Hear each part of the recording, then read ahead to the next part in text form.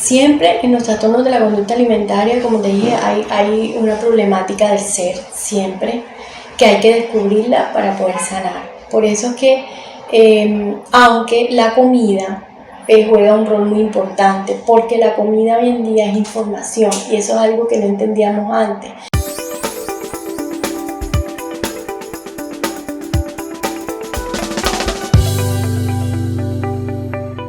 Hola familia FitHub, bienvenidos nuevamente a este subpodcast Evoluciona tus hábitos. Hoy en un nuevo capítulo donde vamos a hablar un poquito acerca de TCA, que son trastornos de la conducta alimentaria, y por supuesto traje una experta en el tema. Ella es Johanna Zucardi y hoy nos va a acompañar. Ella es experta en trastornos de la conducta alimentaria, es psicóloga y bueno, sin más preámbulos, hola Joa, bienvenida. Hola Lore, muchísimas gracias por la invitación. En realidad sí, tengo una especialidad en psicología y psicopatología de la nutrición, con un enfoque cognitivo-conductual. Súper, yo sabía que ella era la mejor en este tema para hablar un poquito acerca de qué es eso de trastornos de la conducta alimentaria, qué son los TCA. Pero antes de entrar ya al tema como tal, cuéntanos un poquito de ti, Joa, a qué te dedicas, dónde tienes tu consultorio, qué haces, cuéntanos un poquito. Bueno, yo aparte de ser psicóloga, soy una apasionada por el deporte, soy maratonista, atleta aficionada y me encanta, es algo que disfruto mucho. Soy esposa de médico, tengo 2 hermosos hijos, uno ya bastante grande, 24 años, y una chiquita que ya no es tan chiquita, que tiene 12 años. Mi vida se centra mucho en mi trabajo y en compartir con mi familia y el deporte, que es de las cosas que más disfruto. Súper, Joa. Ahí compartimos esa pasión por el deporte. Sí. Bueno, Joa, te traje acá porque sé que hay como un tabú y de pronto un miedo en torno a todo esto que es los trastornos de la conducta alimentaria, que pues en todo el tema médico lo reconocemos como TCA, pero quisiera yo que habláramos de esto un poquito más a fondo porque a veces con el temor a reconocer de pronto que padecemos algún trastorno de nuestra conducta alimentaria, no hablamos de ellos o sencillamente los excluimos de todo lo que vivimos diariamente y en realidad muchas veces en muchas personas encontramos que sí hay conductas alerta que pueden estar relacionadas con ellos. Entonces cuéntanos qué es eso de los TCA, cómo vamos viendo ese trastorno en nuestra vida, de qué se trata. Bueno, primero que todo, Lore, de verdad que decirles que alejémonos de los tabús con la psicología, porque la psicología tiene muchísimo que ofrecer y ir al psicólogo no es porque estás loco, ir al psicólogo es reconocer que tienes un problema y que necesitas ayuda. Yo creo que esa es de las cosas que más nos cuestan, pero que definitivamente lo podemos hacer. Alrededor de los trastornos de la conducta alimentaria hay mucho más tabú también, porque en la comida intervienen muchos factores y definitivamente hacen que existan muchos tabús y que a la gente le dé temor reconocer o ser estigmatizado por un tema de obesidad incluso o por un tema de restricción. Entonces no solamente está el tabú de la parte psicológica, sino también el trastorno relacionado con la comida. Un trastorno de la conducta alimentaria realmente es un trastorno del comportamiento alimentario, como su nombre lo indica. Es un trastorno psicosomático, es decir, es un trastorno que viene del ser, es un trastorno que involucra mucho reacciones o respuestas físicas, pero que necesariamente viene del ser. Es multifactorial porque intervienen muchos factores como la parte biológica, la parte psicológica y la parte social. Realmente nosotros como seres humanos estamos casi siempre pensando que la enfermedad es cuando tenemos síntomas físicos, pero resulta que no es así porque realmente somos un ser integral. Como te dije, biopsicosocial, eso quiere decir que cuando cualquiera de estas esferas se afecte ya sea la parte biológica, se afecte la parte psicológica o se afecte la parte social, por ahí puede entrar la enfermedad. Entonces con los trastornos de la conducta alimentaria pasa esto, que se presenta un problema psicológico con respuesta física y social que nos genera una enfermedad. Exacto, Joan.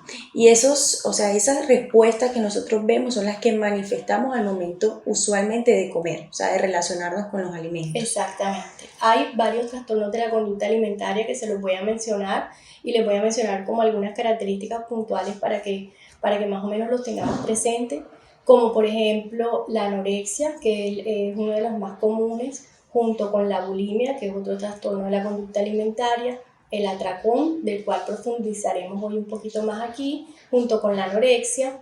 Está La vigorexia.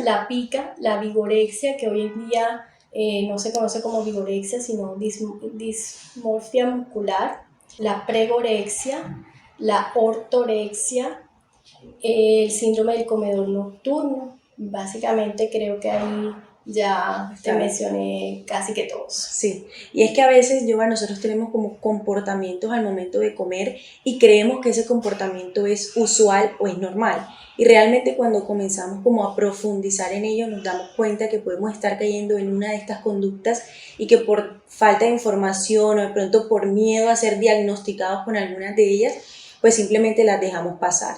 Y es lo que hoy nosotros queremos profundizar con toda esta charla aquí, y es el tema puntualmente de la anorexia y del atracón, ¿cierto? Sí, elegimos ese tema, digamos, para venírselos a compartir porque de verdad son antagónicos y nos permite ver la diferencia de lo que se presenta realmente a nivel psicológico y es importante. Exacto. Tú aquí me corregirás, pero también elegimos porque la anorexia es como todo este tema de dejar de comer o de tener conductas, como estamos hablando, que son compensativas o que son purgativas, y el tema de ya el atracón es como ese exceso de comida que suele darse cuando hay pues sensaciones o emociones que te llevan a desbordarte en el momento de comer. Sí, sí, bueno, profundizando un poquito en cuanto a la anorexia, realmente debemos hablar dos tipos de anorexia que se presentan, que es la anorexia restrictiva y la anorexia purgativa. Es importante que las mencionemos porque son diferentes y por ser diferentes el abordaje es diferente también. Entonces la anorexia restrictiva es cuando se presenta una restricción calórica y se asumen un tipo de conductas en relación a la comida donde restringimos completamente lo que comemos, o podemos realizar acciones como exceso de ejercicio, ayuno, que van enfocadas precisamente a esa restricción calórica, donde lo que se busca es tener delgadez. Con la anorexia purgativa, digamos, la diferencia es que no hay una restricción calórica como tal, sino que la persona come, digamos, normalmente o un poquito de más, pero se realizan conductas purgativas o de limpieza, como normalmente se llama, dentro de las cuales está el vómito, el uso de laxantes, el uso de enemas, por ejemplo. Y también dentro de estas hay unos tipos de personalidad que las desmarcan y las diferencian. Por ejemplo, en la anorexia restrictiva nosotros vemos más un tipo de personalidad perfeccionista, obsesivo-compulsiva, mientras que en la anorexia purgativa mucha más irritabilidad, mucha más labilidad emocional, y este tipo de anorexia también están relacionadas con las conductas adictivas. Entonces básicamente ahí podemos ver la diferencia y por qué es necesario que lo identifiquemos para poder abordarlo de manera diferente. Ok, yo, o sea que si mi hijo, yo no tengo hijos, pero poniéndome en el papel de una mamita, si mi hijo o mi hija de pronto está teniendo un comportamiento que ella come o él come y luego hace mucho ejercicio como para compensar el tema que comió un poquito de más en ese momento, o si quizá está utilizando laxantes o algún producto para inducir el vómito o este tipo de recursos después de comer porque se siente culpable, tú dirías que efectivamente es una de las señales que el niño o la niña está cursando por un trastorno de la conducta alimentaria llamado anorexia. Bueno, hay que especificar un poquito más, porque en realidad la anorexia, cuando tú la quieres diagnosticar, tienes que irte a 3 factores que son claves. Uno es que la persona tiene un miedo excesivo por engordar. 2, que la persona es evidentemente delgada, tú lo puedes observar, es completamente delgada. Y 3, esa persona, o sea, el paciente como tal, no reconoce esa delgadez. O sea, todos los demás la vemos extremadamente delgada, pero ella no se ve extremadamente delgada. Entonces, por eso es que vemos que también otros criterios para evaluar es ya cuando la patología está leve, moderada, grave o ya extremadamente severa. Y tú como nutricionista sabes que hay unos factores que nos ayudan en este diagnóstico y es el índice de masa corporal. Definitivamente. Cuando el índice de masa corporal está en 17, nosotros podemos hablar de una anorexia leve.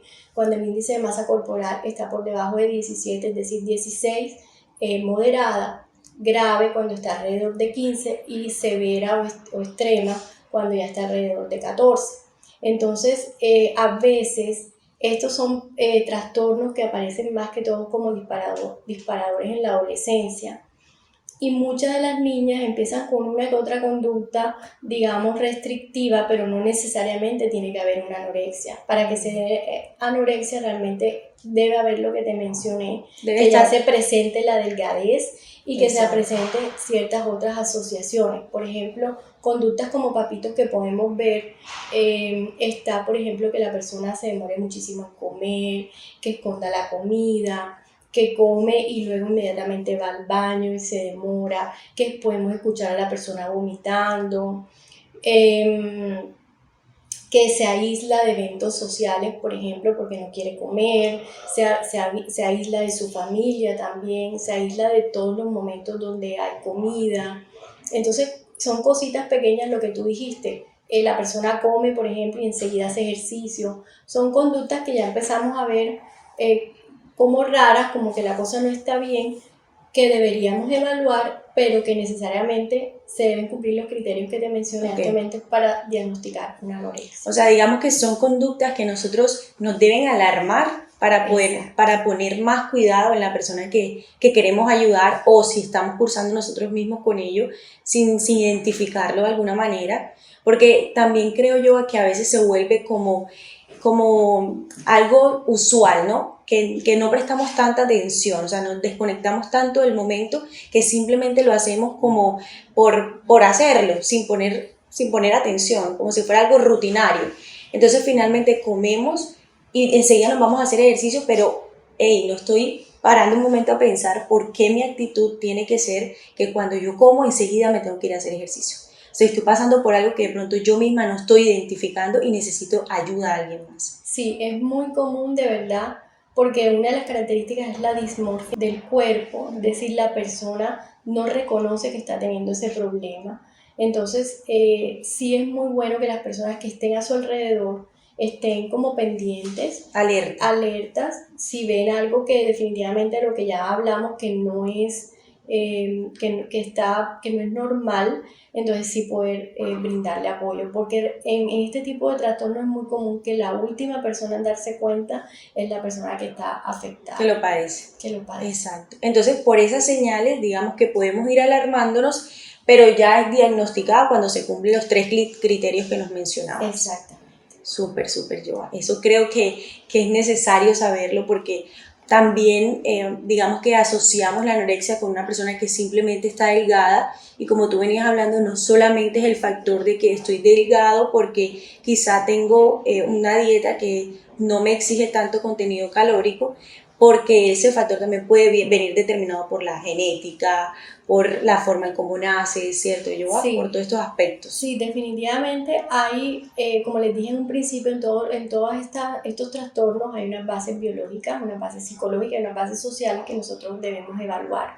Hoy en día, en el caso particular de la anorexia, se habla de una carga genética que puede estar incidiendo, se hablan de factores neurobiológicos, donde definitivamente se viene con una disminución de receptores en cuanto a serotonina, dopamina, incluso leptina,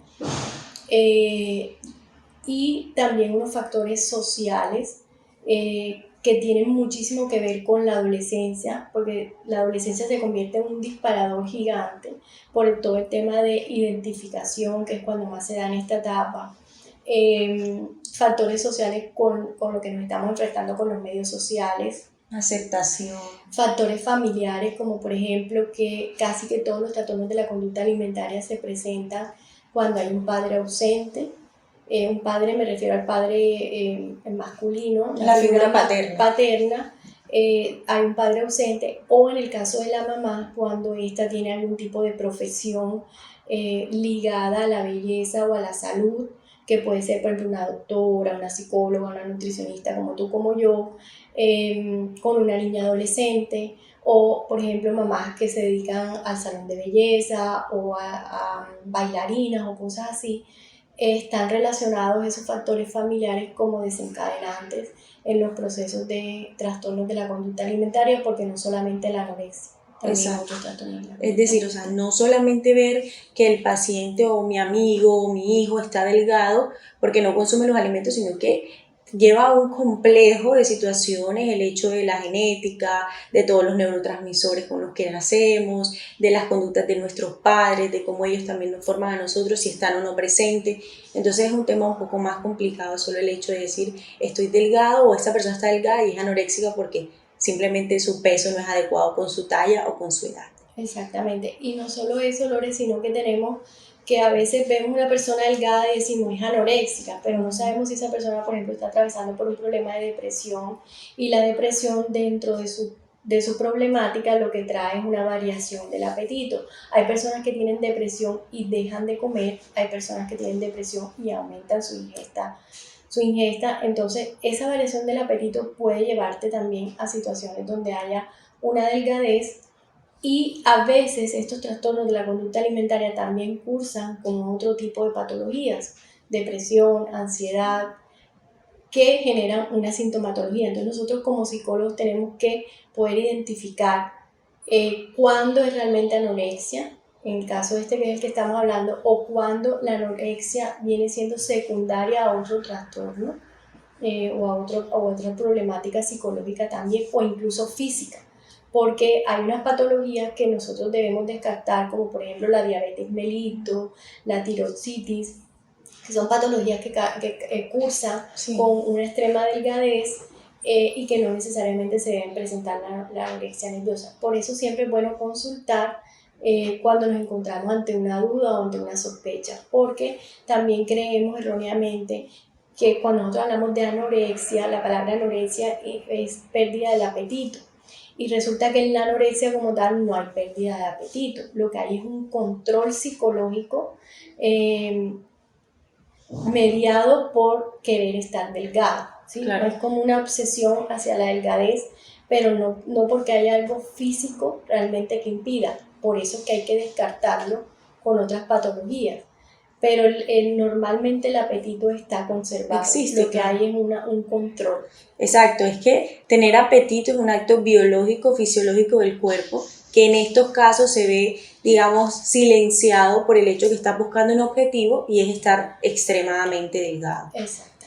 Que ahorita, como vamos a hablar ya posteriormente, sería todo el caso contrario en la persona que sufre el atracón de comida. Es como esa que trata de desbordar todos sus deseos, digamos, o todas sus emociones en el momento de comer. Exacto. Ahora, introduciendo un poquito este tema, Yoa, cuéntanos acerca de este otro, digamos, extremo de lo que estamos hablando, de estos trastornos, que si bien hay muchos, hoy estamos tocando dos puntualmente, hablamos ahora de la anorexia y ahora vamos a hablar de lo que es el atracón. Cuéntanos qué es eso de atracón y cómo, digamos, son las experiencias que se viven alrededor de esta patología. Bueno, el atracón es muy curioso porque nosotros normalmente comemos un poquito de más y enseguida decimos que es atracón. Y te va a sorprender lo que te voy a decir. Para que se dé el atracón, realmente debemos hablar, tú que manejas mejor el tema de las calorías y todo eso, debemos hablar de que es una ingesta en un periodo de 2 horas de más de 10.000, incluso 20.000 calorías. Entonces, normalmente nosotros creemos que siempre que comemos más estamos en un atracón y no realmente. Para que sea un trastorno de la conducta alimentaria debe cumplir con esta característica. Otra característica es que normalmente pasamos a una etapa, entramos en una etapa matutina donde comemos prácticamente nada y luego en la tarde, porque también el atracón se da más que todo en etapas en horas de la tarde, en periodos de 2 horas empezamos a comer de más. Pero es tan de más que no tenemos control de lo que estamos comiendo. No tenemos hambre fisiológica real y no podemos parar de comer. Podemos estar fastidiosamente llenos y seguimos comiendo. Es como comer en piloto automático. Más o menos, sí. A diferencia, entonces tú me dirías, bueno, pero ¿y podemos, entonces hay conductas compensatorias en el atracón? No hay conductas compensatorias en el atracón. Ninguna. No, la persona come de más, pero no se provoca vómito, no hace actividad física, no hay laxante, no hay nada de eso, sino lo único que se presenta es como una muy poca ingesta matutina y luego en la tarde el desafío. Es decir, que podríamos identificar a simple vista a un paciente que cursa con atracones de comida como un paciente en sobrepeso u obesidad. Sí.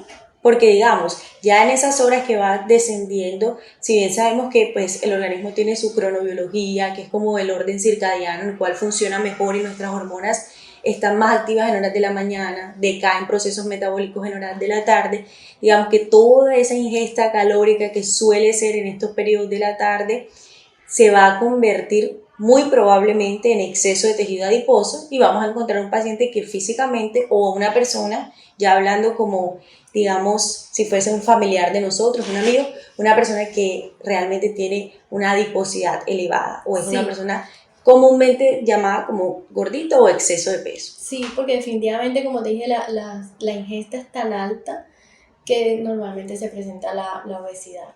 Este atracón puede suceder también en horarios nocturnos sin tener que ser como un síndrome de comedor nocturno o definitivamente son... No, ya sería otra cosa. Ya sería otra cosa. Normalmente el atracón como tal demora 2 horas. Demora 2 horas y en 2 horas tú te comes devoras toda esa cantidad de comida que hablamos y sin control, no, o sea, no puedes parar.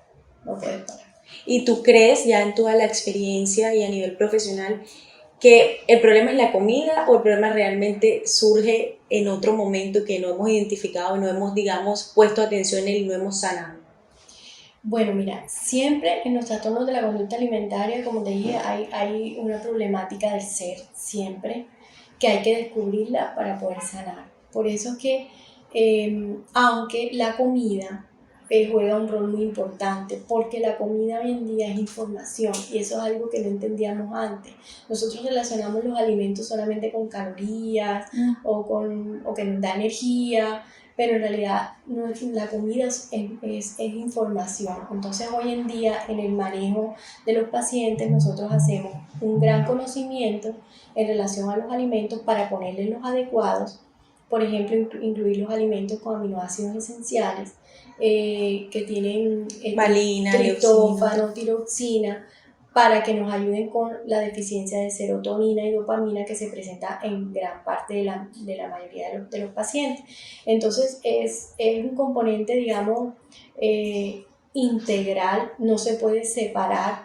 Incluso en muchos de los trastornos de la conducta alimentaria no trabajamos solo los psicólogos, necesitamos trabajar médicos, internistas, especialistas, nutricionistas. ¿Por qué? Porque la anorexia, por ejemplo, puede llegar a ser muy grave si el índice de masa corporal está muy bajito y la persona empieza a presentar unos síntomas físicos donde, por ejemplo, puede haber pérdida severa de electrolitos, ya se empiezan a comprometer los órganos internos. Incluso en mujeres, y de hecho tenemos una paciente que compartimos, se puede retrasar el periodo menstrual o no venir o tener problemas hormonales severos en los huesos. Exacto, también. Entonces lo primero cuando tenemos un paciente así es identificar si el paciente está en riesgo biológico, porque lo primerito es estabilizar la parte biológica. Si el paciente está en riesgo biológico, pues hay que compartir ya el trabajo con hospitalización o con algún médico que nos ayude.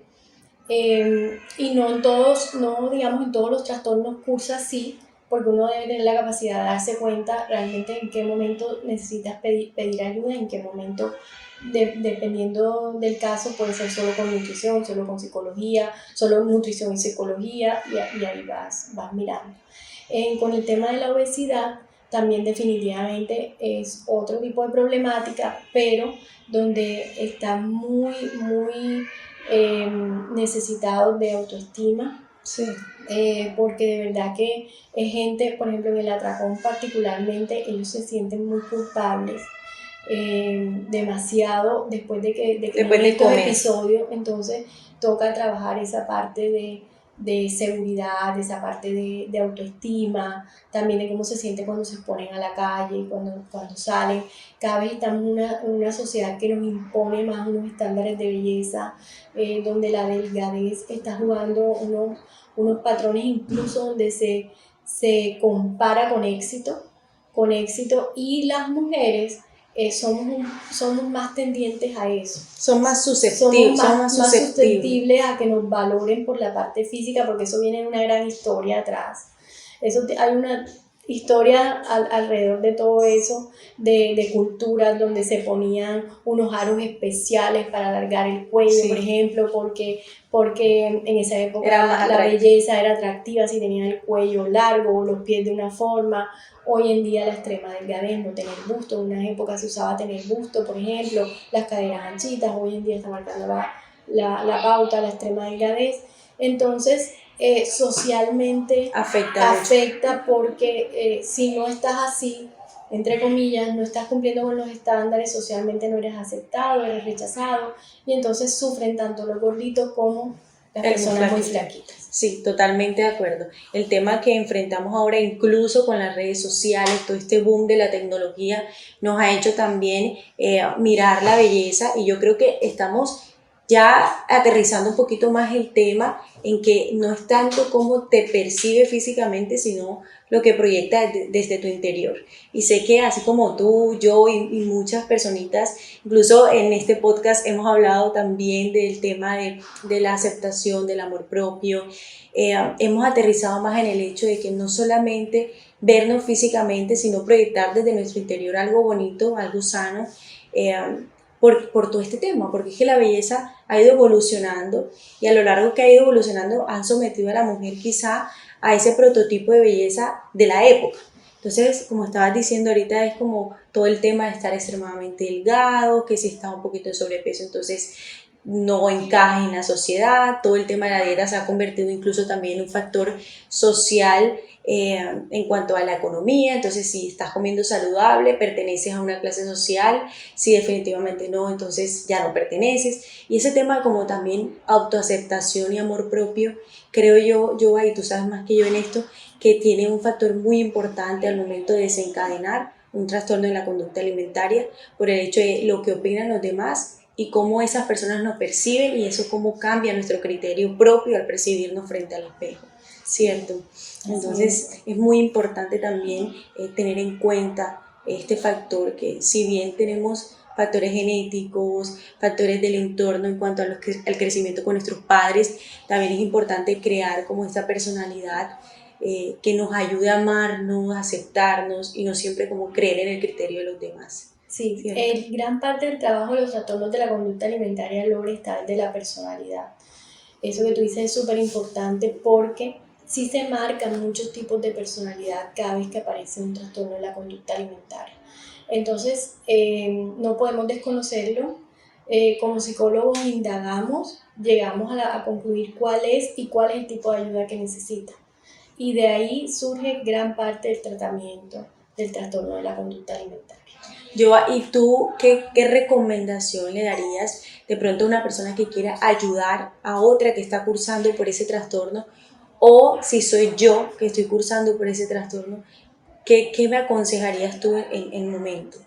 Bueno, lo primero, las personas que están alrededor, que no ataquen a esa persona, porque es que se ve muchísimo, lo veo mucho, que llega la mamá con la niña con el problema y la consulta es horrenda, porque de verdad se ve todo lo que te estoy diciendo, la mamá atacándola todo el tiempo por lo que la niña está desarrollando.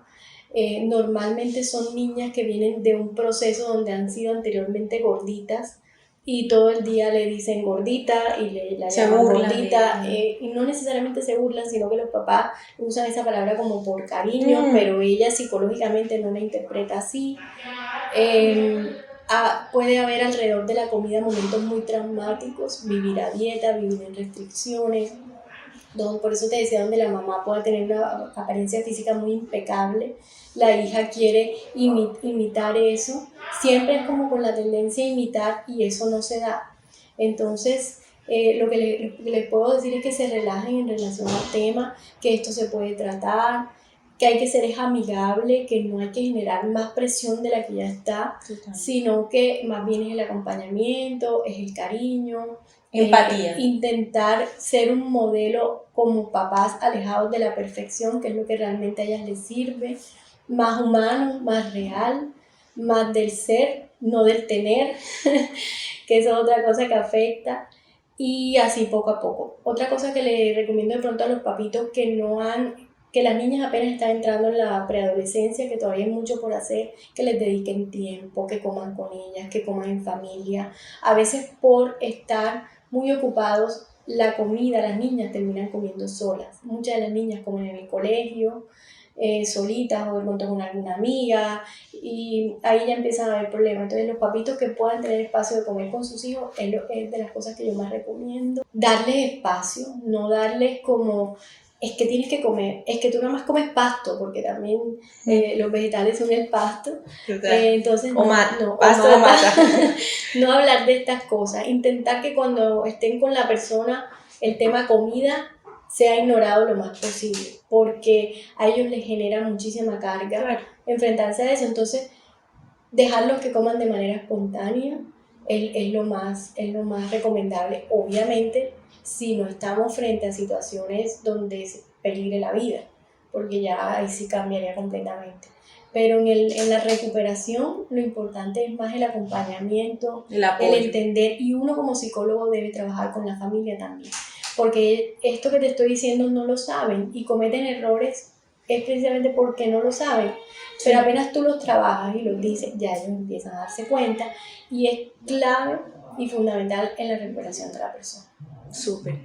Y si la que está padeciendo el trastorno soy yo, en cualquiera de los dos que hemos hablado, sea de pronto anorexia o atracón, ¿qué sería como esa recomendación puntual que tú me darías hoy?